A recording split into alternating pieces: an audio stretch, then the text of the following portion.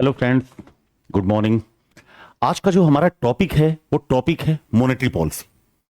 अब इस टॉपिक को शुरू करने से पहले हम ये देखना है कि भाई आरबीआई मॉनेटरी पॉलिसी बनाती क्यों है, इसका पर्पज क्या है। ठीक है, तो टॉपिक को शुरू करते हैं हम लोग। ये टॉपिक हमारा मॉनेटरी पॉलिसी। तो मॉनेटरी पॉलिसी बनाने का जो मेन फंक्शन होता है इन्फ्लेशन को कंट्रोल करना। अब ये पॉइंट आता है इन्फ्लेशन होता क्या है। तो सिंपल सी लैंग्वेज में अगर देखो कि इन्फ्लेशन मतलब महंगाई, ठीक है, या आप इसे कह सकते हो मुद्रास्फीति। अब जैसे सपोज करो कि हमारी इकॉनमी 4.12 ट्रिलियन डॉलर की है। हमने इसे मान लिया कि ये जो 4.12 ट्रिलियन डॉलर है जो हमारी इकॉनमी, इसे हम 100 मान लेते हैं। अब इस 100 के बदले में मार्केट में जो मनी का फ्लो है 105 हो जाए, तो ये 5 का गैप, इसे ही हम कहते हैं इन्फ्लेशन। ठीक है, तो मॉनेटरी पॉलिसी का जो मेन फंक्शन होता है इन्फ्लेशन को कंट्रोल करना, महंगाई को कंट्रोल करना। ठीक है, तो वापस आते हैं हम लोग कि मॉनेटरी पॉलिसी का मेन पर्पज क्या है, इन्फ्लेशन को कंट्रोल करना। हालांकि इसके 3 गोल्स होते हैं, to control inflation and promote the economic growth. क्योंकि देखो थोड़ी इन्फ्लेशन मार्केट के लिए बहुत इंपॉर्टेंट है। अगर थोड़ी मात्रा में इन्फ्लेशन अगर होगा, मार्केट में मनी का फ्लो होगा और ग्रोथ आएगी। देखो एक सिंपल सा फंडा होता है बच्चों, जहां इन्फ्लेशन होता है वहां रिसेशन नहीं होता, जहां इन्फ्लेशन होगा वहां अनएम्प्लॉयमेंट नहीं होगा। जैसे आप समझ करो कि हम करोल बाग और मुखर्जी नगर का एग्जांपल लेते हैं कि वहां स्टूडेंट का फ्लो बहुत ज्यादा है। आप कभी नहीं देखोगे कि इस मार्केट में रिसेशन आए, आप कभी नहीं देखते हो कि इस जगह पे कोई अनएम्प्लॉयमेंट की सिचुएशन है, क्योंकि इतने सारे स्टूडेंट रहते हैं, इतना सारा मनी फ्लो है, जिसके पास कोई काम नहीं है। कोई गैस की सप्लाई कर रहा है, कोई वाटर सप्लाई कर रहा है, लेकिन सबके पास जॉब है। ठीक है, तो जहां भी कहीं इन्फ्लेशन होगा वहां रिसेशन नहीं होता, जहां भी कहीं इन्फ्लेशन होता है वहां अनएम्प्लॉयमेंट नहीं होता। तो आरबीआई का जो मेन फंक्शन होता है मॉनेटरी पॉलिसी का, वो इन्फ्लेशन को कंट्रोल करना। बट यहां यह भी ध्यान रखा जाता है कि भाई थोड़ी मात्रा में इन्फ्लेशन होना चाहिए। जैसे आप अगर देखो कि हमने जो टारगेट बना रखा है फ्लैक्सिबल इन्फ्लेशन टारगेटिंग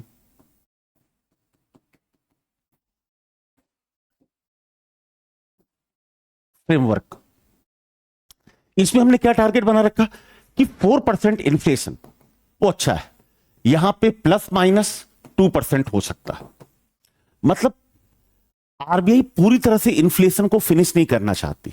वो कहती है थोड़ा इन्फ्लेशन अगर कम है, ठीक है, और वो मैनेज तरीके से थोड़ा मैनेज करके मार्केट में थोड़ा बढ़ाया जाए या कम किया जाए, तो इन्फ्लेशन मार्केट के लिए अच्छा हो सकता है।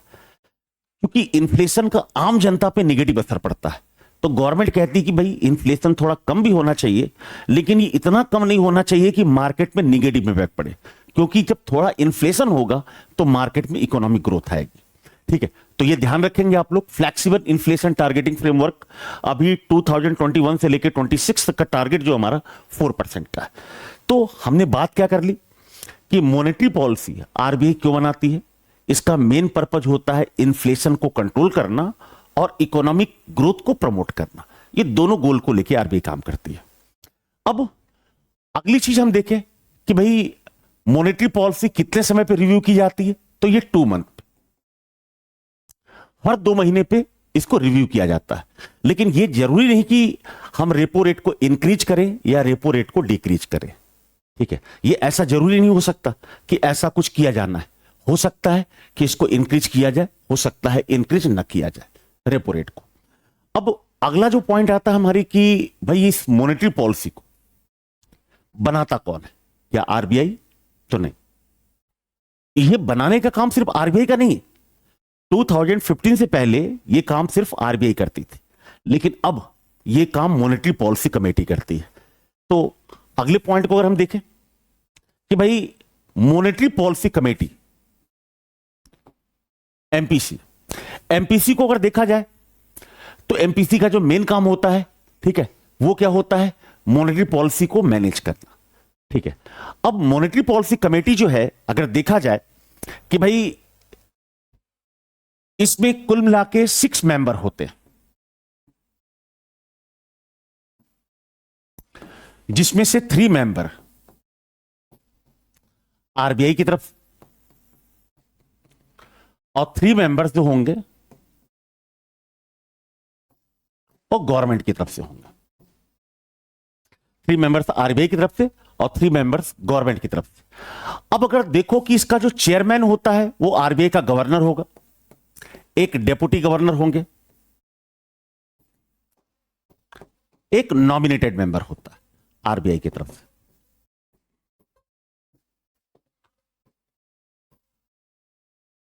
ठीक है, तो ये 3 मेंबर आरबीआई की तरफ से और 3 मेंबर गवर्नमेंट की तरफ से। लेकिन गवर्नमेंट की तरफ से जो मेंबर होते हैं वो 4 ईयर के लिए अपॉइंट किए जाएंगे, और कोई भी एमपी एमएलए,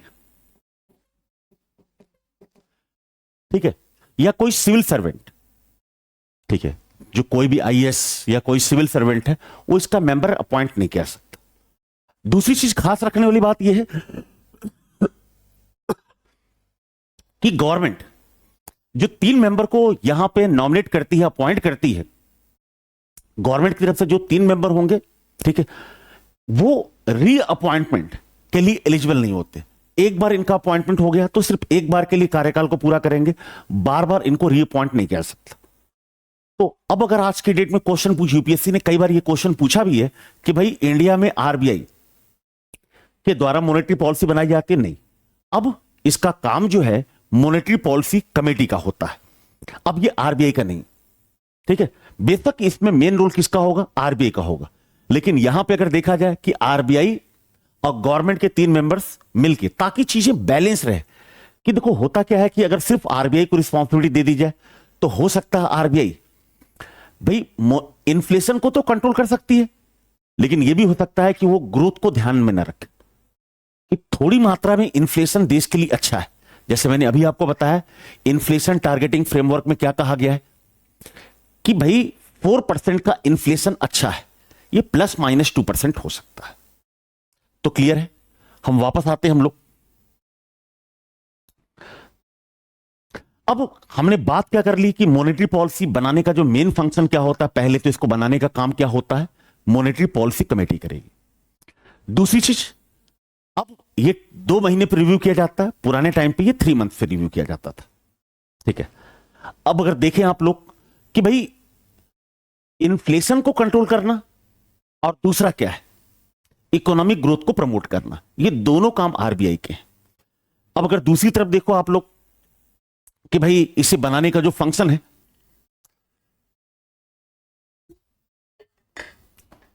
क्वांटिटेटिव इंडेक्स और क्वालिटेटिव इंडेक्स। अब ये दोनों चीजें हैं। देखो क्वांटिटेटिव इंडेक्स ये मार्केट पे सीधा फर्क डालती है, यहां कोई भी चेंज किए जाएंगे ये इन्फ्लेशन को डायरेक्ट कंट्रोल करती है। क्वालिटेटिव इंडेक्स है, ये क्या है, आपने देखा होगा margin ratio, PSL scheme, DRI scheme, RBI guidelines, SHG linkage scheme, rationing of credit, ये सारी चीजें जो है ये क्वालिटेटिव इंडेक्स, ठीक है, आम जनता के लिए, गरीबों के लिए, किसानों के लिए बनाई जाती है। क्योंकि गवर्नमेंट का पर्पज क्या है कि सभी लोगों तक अगर मनी का फ्लो हो जाए तो इन्फ्लेशन के नेगेटिव इंपैक्ट मार्केट में कम हो जाते हैं। ठीक है, तो अब हम मॉनेटरी पॉलिसी के मेन फंक्शन पे आते हैं कि मॉनेटरी पॉलिसी वर्क कैसे करता है। ठीक है, तो मैंने बताया कि हर 2 महीने पर रिव्यू की जाएगी, और पहले क्वालिटेटिव इंडेक्स को देखते हैं कि बैंक रेट क्या होता है। तो बैंक रेट क्या है, it is the rate at which RBI allows long term finance to the banks. Bank rate क्या है, it is the rate at which RBI allows long term finance to the banks. तो bank rate क्या है, ये long term होता है। Repo rate जिसे आप कहते हैं उसका फुल फॉर्म होता है रीपर्चेज ऑप्शन रेट, और repo rate liquidity adjustment facility, तरलता समायोजन सुविधा का एक पार्ट। अब ये रेपो रेट क्या है, it is the rate at which RBI allows short term finance against securities. देखो आरबीआई किसी को कोई भी पैसा दे रही है, बैंक को भी, तो बिना कोई कोलेट्रल रखवाए बिना कोई फंड नहीं देती। लेकिन बैंक रेट विदाउट कोलेट्रल होता है, कोई सिक्योरिटी नहीं रखी जाती। अभी हम लोग बात करेंगे कि सिक्योरिटीज क्या हो सकती है, कोई गवर्नमेंट बॉन्ड्स, ट्रेजरी बिल्स, कुछ भी हो सकता है। तो बैंक रेट में कुछ भी गिरवी रखने की जरूरत नहीं, कोलेक्टर रखने की जरूरत नहीं है। वही रेपो रेट, इसमें आरबीआई जो अदर बैंक्स को, जो कॉमर्शियल बैंक से इनको फंड देती है, वो देती है सिक्योरिटी की बिहाफ पे। मैंने अभी क्या बताया, it is the rate at which RBI allows short term finance to the banks against securities. तो ये सिक्योरिटीज की बेस पे दी जाती है। और ये क्या होगा, ये होता है शॉर्ट टर्म। ठीक है बच्चों, क्लियर है? तो बैंक रेट क्या है, लॉन्ग टर्म है, रेपो रेट शॉर्ट टर्म है। और वही रिवर्स रेपो रेट क्या होता है, it is the rate at which RBI accept short term funds from banks या कॉमर्शियल बैंक्स। आरबीआई जिस रेट पे अदर बैंक से शॉर्ट टर्म फंड को खुद एक्सेप्ट करती अगेंस्ट सिक्योरिटीज, वो क्या है, रिवर्स रेपो रेट। तो ये तीनों चीज आपको मेरे ख्याल से समझ में आई होंगी। अब जरा एक चीज देखो कि मैंने बताया कि आज बैंक रेट का मेन रोल नहीं है, आज मेन दर क्या है, रेपो रेट। ठीक है, बैंक दर का प्रयोग नहीं होता। हम आगे चल के अपनी क्लासेस में डिस्कस करेंगे कि बैंक रेट क्या होता है। एक्चुअल बैंक रेट ये एक रीडिस्काउंट रेट है, पुनर्बट्टा दर। और ये रीडिस्काउंट रेट क्या होता है, हम आगे चल के क्लास में देखेंगे। ठीक है, तो अभी के लिए इतना समझो आप, बैंक रेट क्या है, लॉन्ग टर्म है, रेपो रेट शॉर्ट टर्म है। ठीक है, रिवर्स रेपो रेट भी शॉर्ट टर्म है, बस डिफरेंट है। आरबीआई जिस रेट पे शॉर्ट टर्म फंड प्रोवाइड करती है रेपो रेट, जिस रेट पे खुद एक्सेप्ट करेगी रिवर्स रेपो रेट। यहां डिफरेंस क्या है, यहां पे सिक्योरिटीज के बिना लोन दिया जाता है, यहां पे सिक्योरिटीज लेने के बाद ही लोन दिया जाएगा। ठीक है, अब एक चीज आप ध्यान रखो, ठीक है, कि आज रेपो रेट ही मेन पॉलिसी बेंचमार्क, जो आपका रेपो रेट है मेन पॉलिसी बेंचमार्क। आपने न्यूज़पेपर में क्या देखा होगा कि आरबीआई ने रेपो रेट को डिक्रीज कर दिया, रेपो रेट को इंक्रीज कर दिया। न्यूज़पेपर में अदर इंफॉर्मेशन नहीं होती, बस मेन इंफॉर्मेशन ये होती है कि भाई रेपो रेट को अप किया गया या रेपो रेट को डाउन किया गया। ठीक है, बाकी चीजें अपने आप मैनेज हो जाती हैं। तो कैसे मैनेज होती हैं, जैसे आप देखो कि रेपो रेट अभी प्रेजेंट टाइम में 5.25%। हमने न्यूज़पेपर में इतना ही पढ़ा कि आरबीआई ने रेपो रेट को बढ़ा दिया या रेपो रेट को घटा दिया। ठीक, अब जो रिवर्स रेपो रेट होगा,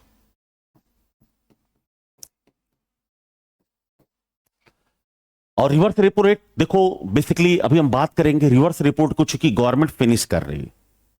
ठीक है, पूरी तरह से इसे हटाने की कोशिश की जा रही, इसके बजाय एचडीएफ लेके आ रहे हैं हम लोग, स्टैंडिंग डिपॉजिट फैसिलिटी। अभी हम देखेंगे इसको। तो रिवर्स रेपो रेट अभी चल रहा है 3.325, तो इसको हम साइड में रख देते हैं। अभी हम देखते हैं रेपो रेट। तो रेपो रेट जितना होता है 5.25 है, तो बैंक रेट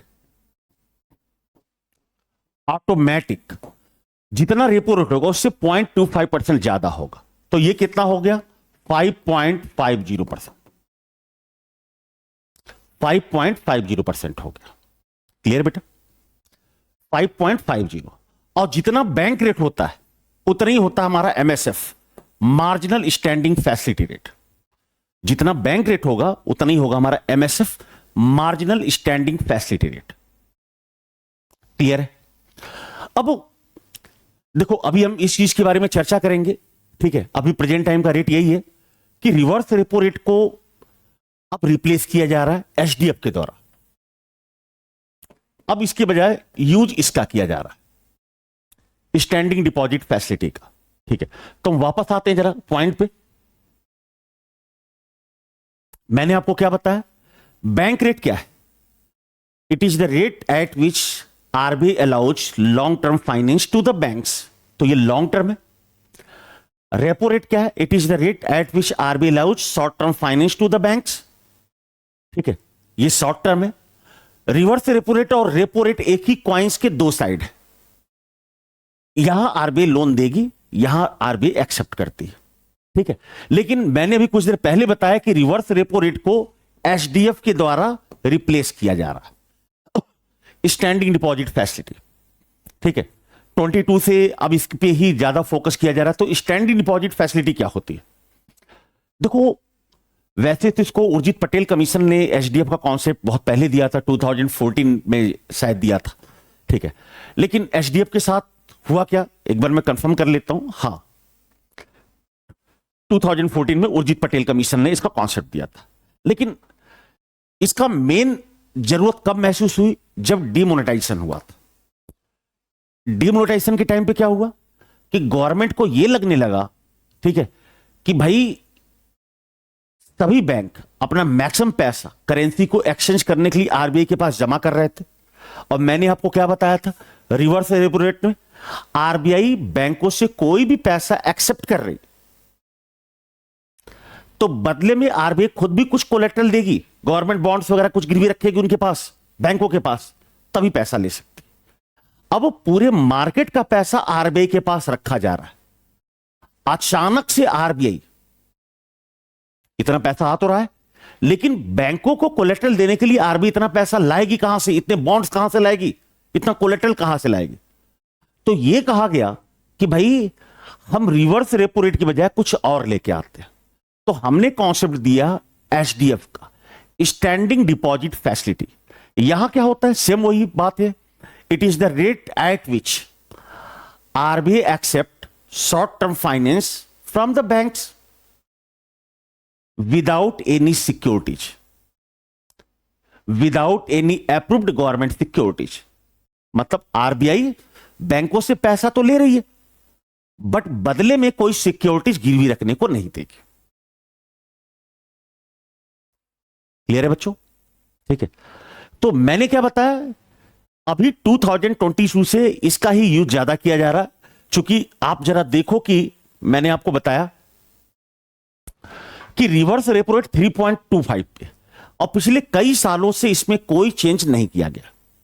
ये जैसे चल रहा है वैसे ही चल रहा है। अब इसके बजाय क्या आ गया, एचडीएफ।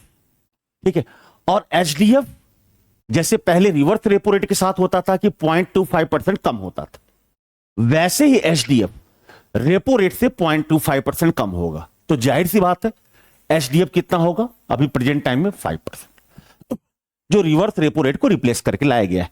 तो आपको ध्यान के रखना है, आज तो मैंने क्लास ले ली, आपको बार बार इन चीजों को ध्यान नहीं रखना है कि रिवर्स रेपो रेट क्या चल रहा है, रेपो रेट क्या चल रहा है, सर हमें प्लीज इसके बारे में बताओ। आपको सिर्फ इसके बारे में सोचना ही नहीं, आपको सिर्फ एक चीज सोचनी है कि भाई रेपो रेट कितना चल रहा है।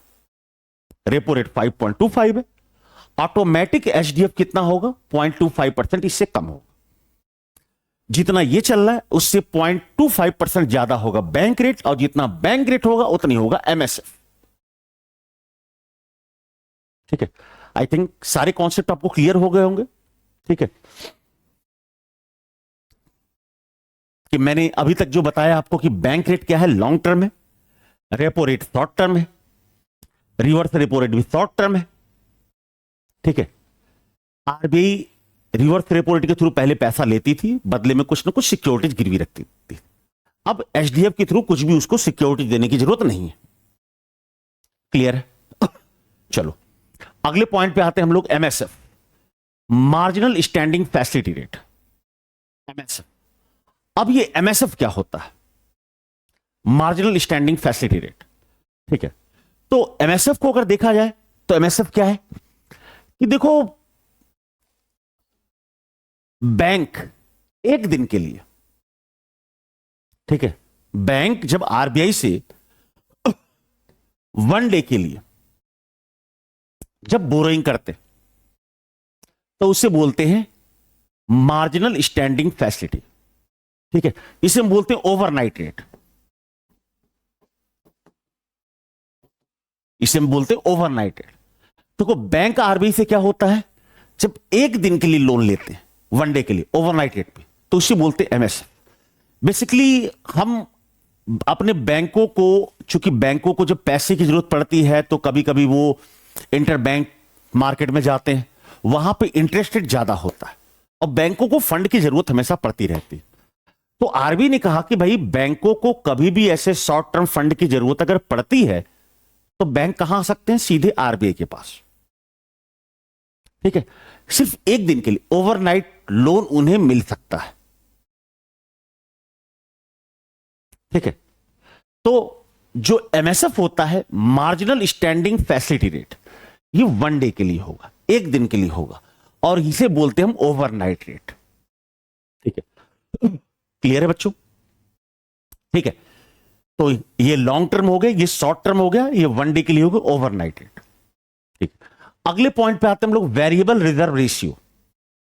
ठीक है, इसे आप कहते हो सीआरआर एसएलआर के रूप में, cash reserve ratio and statutory liquidity ratio. ठीक है, अब अगर आप देखो कि सीआरआर क्या होता है, तो इसका जो यूज किया गया था 1962 से इसका यूज किया जा रहा है। ठीक है, और आरबीआई बैंकों को यह कहती कि आपके पास जो टोटल डिपॉजिट उसका 3%, इसको और भी अच्छे समझते हैं हम लोग। मान लेते हैं कि मैं कोई बैंक हूं, ये आरबीआई, आप सब मेरे कस्टमर हो। आरबीआई कहती कि भाई आप अपने कस्टमर के सारे पैसे को मानो हैंडेड, इस सारे पैसे को मानो हैंडेड, और इसका 3%, पहले ये 4 था, इस बार के बजट से इसको 3% कर दिया गया। इसका 3% आप आरबीआई के पास रखो। ठीक है, तो ये क्या है? सीआरआर। बैंक अपने टोटल पैसे का जितना पैसा आरबीआई के पास रखेंगे वो कहलाएगा सीआरआर, कैश रिजर्व रेशियो। और बैंक अपने टोटल पैसे का 18% अप्रॉक्स खुद के पास रखती है, वो कहलाता है एसएलआर। ठीक है, the RBI has been empowered to vary the CRR requirement between 3 to 15% of total deposit. देखो, मैंने जो बताया कि ये कितना हो सकता है, 3 to 15%, कुछ भी हो सकता है। हालांकि 2007 में आरबीआई ने कह दिया कि ये 0 to 15% होगा, कुछ भी हो सकता है। अभी प्रेजेंट टाइम में कितना है? 3%। और आरबीआई के पास पावर है, वो कितना भी रखवा सकती है। ठीक है, the RBI has been empowered to vary the CRR requirement between 3 to 15% of total deposit. At present it is 0 to 15%। और अभी क्या कर दिया गया इस बार बजट से? 3%। SLR, statutory liquidity ratio, it is the ratio of liquid assets which all banks have to keep in the form of cash, gold and bonds। तो जो पैसा बैंक खुद के पास रखते हैं उसे हम कहते हैं एसएलआर, स्टैट्यूटरी लिक्विडिटी रेशियो। ठीक है, बस अंतर क्या है? CRR only in the cash form, SLR in the form of cash, gold and bond. Clear बेटा? ये सिर्फ कैश के फॉर्म में होगा, ये कैश, गोल्ड और बॉन्ड तीनों के फॉर्म में हो सकता है। ठीक, अब इस पे कोई इंटरेस्ट तो मिलता नहीं, फिर बैंकों को क्या जरूरत पड़ी इसे रखने की? और आरबीआई बैंकों को इतना मजबूर क्यों कर रही कि भाई सीआरआर एसएलआर तो आपको मेंटेन करना पड़ेगा? देखो, एक क्वेश्चन पूछा जाता है यूपीएससी में, बैंक रन, यूपीएससी में पूछा जा चुका बहुत पहले, सीडीएस सीपीएफ हर जगह, और अभी भी करंट अफेयर का भी क्वेश्चन हो सकता है ये, बैंक रन की कंडीशन क्या है। अब देखो हुआ क्या कि कभी कभी ऐसी सिचुएशन आती कि कस्टमर बैंक में अफवाहों के बेस पे पहुंच जाते हैं और बोलते हैं हमारा पैसा दो। भाई बैंक के पास खुद का पैसा तो है नहीं, कस्टमर का पैसा है, और उस पैसे का मैक्सिमम, चूंकि कस्टमर को उसे इंटरेस्ट देना है, तो मैक्सिमम पैसा किसको देगी? मार्केट में जो इंटरेस्ट अर्निंग प्रोजेक्ट से वहां पैसा लगाएगी, वहां से जो पैसा आएगा उसी पैसे से अपने खर्च को निकालती है और कस्टमर को इंटरेस्ट देती है। बैंक चाहे तो अपना मैक्सिमम पैसा मार्केट में ही लगाए, बस चले तो 100%। लेकिन अचानक कोई अफवाह आए कि बैंक बर्बाद हो रहे हैं, बैंक के 10 to 20% कस्टमर भी अगर बैंक में पहुंच जाए कि भाई हमारा पैसा दो, बैंक अगर इंसॉल्वेंट नहीं भी है ना तो हो जाएगा। तो ऐसी सिचुएशन में आरबीआई को सीआरआर एसएलआर मेंटेन रखवाना बहुत ही इंपॉर्टेंट, ताकि बैंक रन की कंडीशन ना।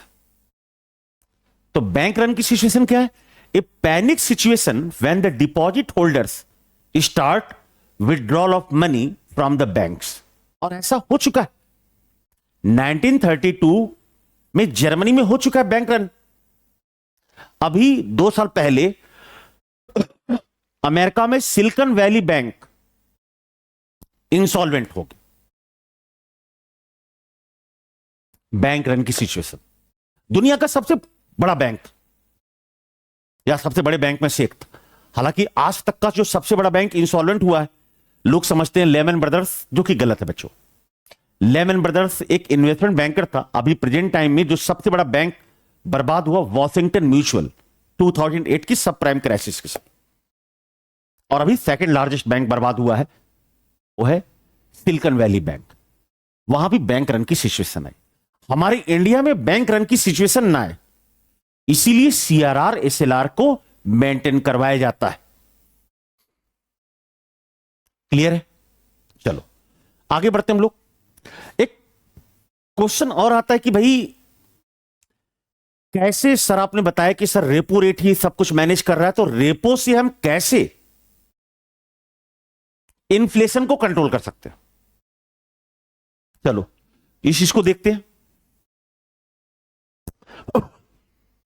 जो हमारे पास टाइप्स ऑफ मॉनेटरी पॉलिसी का एक फंडा आता है कि मैंने बताया कि रेपो रेट ही मेन होता है हमारा। रेपो रेट ही हमारा मेन फंक्शन है। और मान लेते हैं कि रेपो रेट चल रहा हो 5%, 5.25 है, इसको 5 मान लेते हैं। ठीक है। अब आरबीआई बैंक को जिस रेट पे लोन देगी उससे लगभग 3-4% ज्यादा होता है मार्केट का इंटरेस्ट रेट। हालांकि मार्केट का इंटरेस्ट रेट आप लोग आगे देखोगे एमसीएलआर के बेस पे होता, मार्जिनल कॉस्ट लेंडिंग रेट। ठीक है, वो बात का इशू है, अभी समझना एक साथ सब कुछ मुश्किल हो जाएगा। लेकिन लगभग जितना रेपो रेट होगा उससे लगभग 4% के आसपास ज्यादा ये होगा आपका मार्केट का इंटरेस्ट। मान लेते हैं रेपो रेट है 5%। आरबीआई ने मुझे लोन दिया कितने में? 5%। ठीक है, मैं कस्टमर को कितने में दूंगा? लगभग मान लेते हैं 9%, 4% ज्यादा। आरबीआई ने मुझे दिया 5, मैंने कस्टमर को दिया 9। आरबीआई कह रही है कि पैसे का फ्लो तो ठीक ठाक है, हम चाहते हैं मार्केट में पैसे का फ्लो और बढ़ जाए। तो आरबीआई क्या करेगी? रेपो रेट कर देगी 4%, तो मार्केट का इंटरेस्ट रेट क्या हो जाएगा? 8%। अब मार्केट का इंटरेस्ट रेट कम हो गया, जो ही मार्केट में इंटरेस्ट रेट कम होगा, लोग घर खरीदेंगे, कार खरीदेंगे, तो मार्केट में मनी का फ्लो बढ़ जाएगा। तो मार्केट में मनी का फ्लो अगर बढ़ाना हो तो इंटरेस्ट रेट को कम करना है। तो इसे क्या बोलते हैं? Cheap money policy.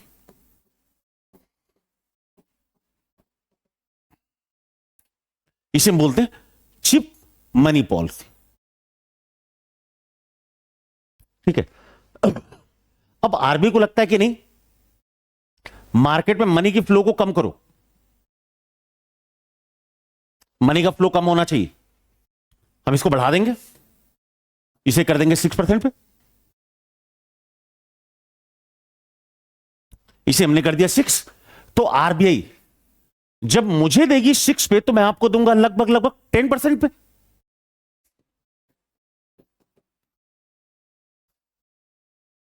मार्केट का इंटरेस्ट रेट महंगा हो गया, अब लोग ना कार खरीदेंगे ना घर खरीदेंगे, तो मनी का फ्लो कम हो जाएगा। तो ये इन्फ्लेशन को कंट्रोल करता है। ठीक है, इसे बोलते हैं डियर मनी।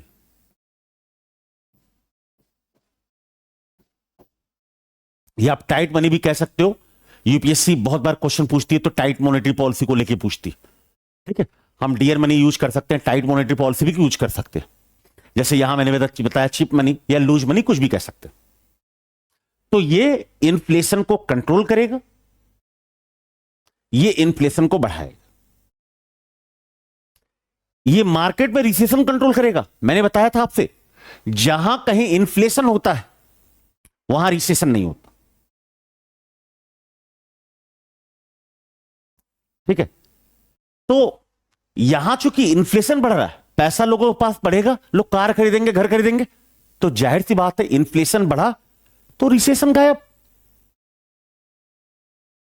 और यहां क्या हो रहा है, मनी को कंट्रोल कर लिया, तो जब लोगों के पास पैसा नहीं होगा, लोग कार नहीं खरीदेंगे, घर नहीं खरीदेंगे, तो इन्फ्लेशन तो कंट्रोल, लेकिन मार्केट में रिसेशन की सिचुएशन भी आ सकती है। ठीक है, तो ये रेपो रेट डायरेक्ट, मैंने बताया था कि गवर्नमेंट रेपो रेट को मॉनेटरी पॉलिसी हर 2 महीने पर रिव्यू करती है, हर 2 मंथ। ये मार्केट पे सीधा फर्क डालती इन्फ्लेशन को कंट्रोल करने के लिए, सीधा फर्क पड़ेगा। ठीक है, इसीलिए इसको बोलते हैं क्वांटिटेटिव इंडेक्स। ठीक है, तो ये मार्केट पे इन्फ्लेशन को मैनेज करने का प्रयास करेगी। ठीक है, क्लियर बच्चों? मैंने सीआरआर, एसएलआर यहां तक चीजें बता दी। आपके लिए इंपॉर्टेंट बैंक रन भी है, हालांकि बैंक रन इसका पार्ट नहीं है। ठीक है, हमारे देश में सीआरआर, एसएलआर इसलिए मेंटेन किया जाता ताकि देश में बैंक रन की सिचुएशन ना आए। ठीक है, तो ये सारे पॉइंट्स आपको क्लियर है? एक दो पॉइंट्स अभी हमने जो बात की है कि अभी हमने डिस्कस नहीं किया, कि आगे चलकर डिस्कस करेंगे। जैसे मैंने बताया कि बैंक रेट एक रीडिस्काउंट रेट भी है। ठीक है, लेकिन रीडिस्काउंट रेट में आगे समझाऊंगा। एचडीएफ हमने समझ लिया, जो नए पॉइंट ऐड हुए हैं। इन्फ्लेशन को कैसे कंट्रोल किया जाता है, ये सिचुएशन भी हमने बात कर ली। ठीक है, अब अगला जो टर्म आता है ओपन मार्केट ऑपरेशन। ठीक है, ओपन मार्केट ऑपरेशन का देखो, इन्फ्लेशन को कंट्रोल करने के लिए एक तरीका तो मेन रेपो रेट है, हालांकि सारे तरीके हैं, लेकिन कभी कभी मार्केट में बड़े इन्फ्लेशन की सिचुएशन होती है तो बॉन्ड के थ्रू कंट्रोल करते हैं। तो चला पहले, अभी तो एक लाइन में आपने समझ लिया कि ओपन मार्केट ऑपरेशन क्या है। तो गवर्नमेंट बॉन्ड का मार्केट है। अब जरा बॉन्ड को देखते हैं, बॉन्ड कितने टाइप्स के होते हैं। जैसे आप अगर देखो कि जो गवर्नमेंट बॉन्ड है, देखो बॉन्ड को पहले तो आप ये समझो कि मान लेते हैं कि ये एक पेज है। ठीक है, गवर्नमेंट ने कह दिया कि भाई ये पेज 10,000 रुपीज का पेज है, अगर आप इसको खरीदते हो, एकदम प्योर लिक्विड है, डूबने का खतरा नहीं है, अगर आप इसको खरीदते हो 10,000 रुपीज का पेपर, ठीक है, तो हम आपको 9,000 पे पेपर बेच देंगे। लेकिन जब आपसे वापस लेंगे तो 10,000, इसे डिस्काउंट रेट पे इशू करते। मान लो पेपर जो है 10,000 रुपीज का है, ये बॉन्ड है।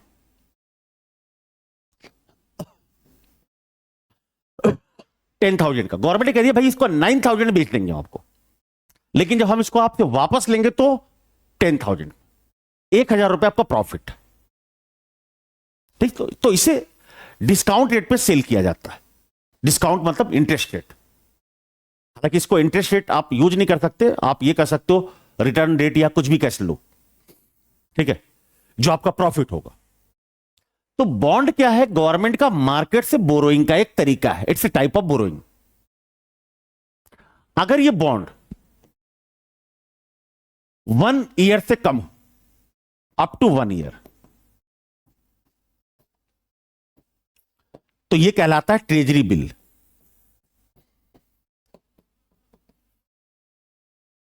अगर ये 1 साल या 1 साल से कम हो तो कहलाएगा ट्रेजरी बिल।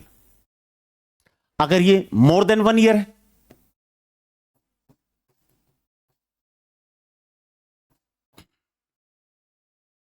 तो ये कहलाएगा बॉन्ड।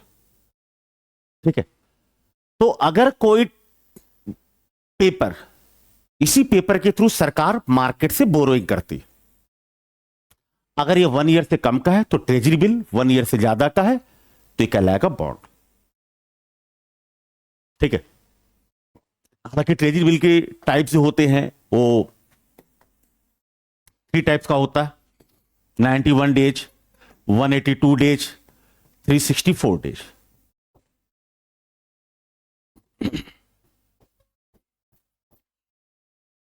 लेकिन कुल मिला के ये 1 साल से ज्यादा का नहीं होगा। 1 साल से ज्यादा का होगा तो ये बॉन्ड हो जाएगा।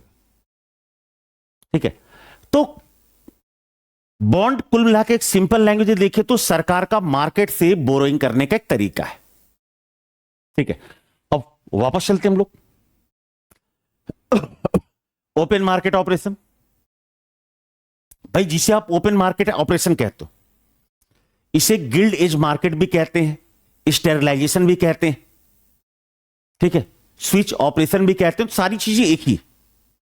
स्टेरलाइजेशन यूपीएससी 2023 में क्वेश्चन आ चुका है और पहले भी कई बार बॉन्ड को लेकर क्वेश्चन आया।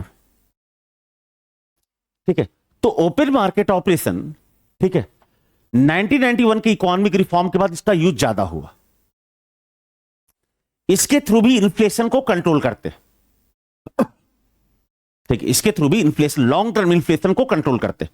सपोज करो मार्केट में 1 बिलियन रुपीस फ्लो हो रहा है, गवर्नमेंट ने क्या कह दिया, 1 बिलियन रुपीस के ऐसे पेपर जारी कर दिए कि भाई जो भी इसको परचेस करेगा हम उसको इंटरेस्ट देंगे या रिटर्न देंगे। क्योंकि पेपर गवर्नमेंट का है, पब्लिक का भरोसा है, पब्लिक फटाफट इसको परचेस करेगी, तो गवर्नमेंट का पैसा, पब्लिक का पैसा गवर्नमेंट के पास और गवर्नमेंट बॉन्ड पब्लिक के पास। तो मार्केट में जब गवर्नमेंट की बिहाफ पे आरबीआई इस बॉन्ड को सेल करती,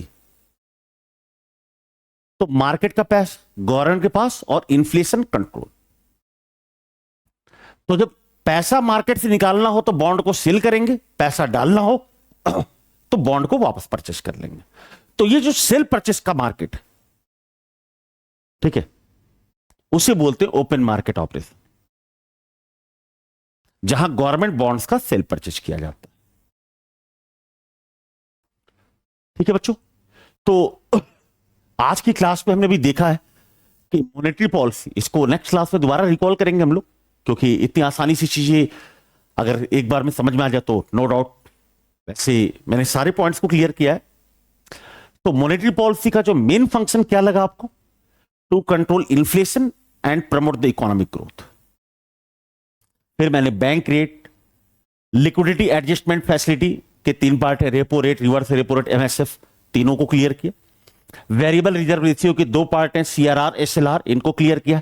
ओपन मार्केट ऑपरेशन और कैसे मॉनेटरी पॉलिसी के थ्रू रेपो रेट का यूज करके, ठीक है, इन्फ्लेशन को कंट्रोल करते हैं। ठीक है, तो इसके बारे में चर्चा की हमने। ठीक है, इसके आगे के सेक्शंस को हम लोग कल बात करेंगे और एक बार इसको रिकॉल कर लें आप लोग, फिर से हम दोबारा इस पर चर्चा करेंगे। तब तक के लिए फिर मिलते हैं। Thank you.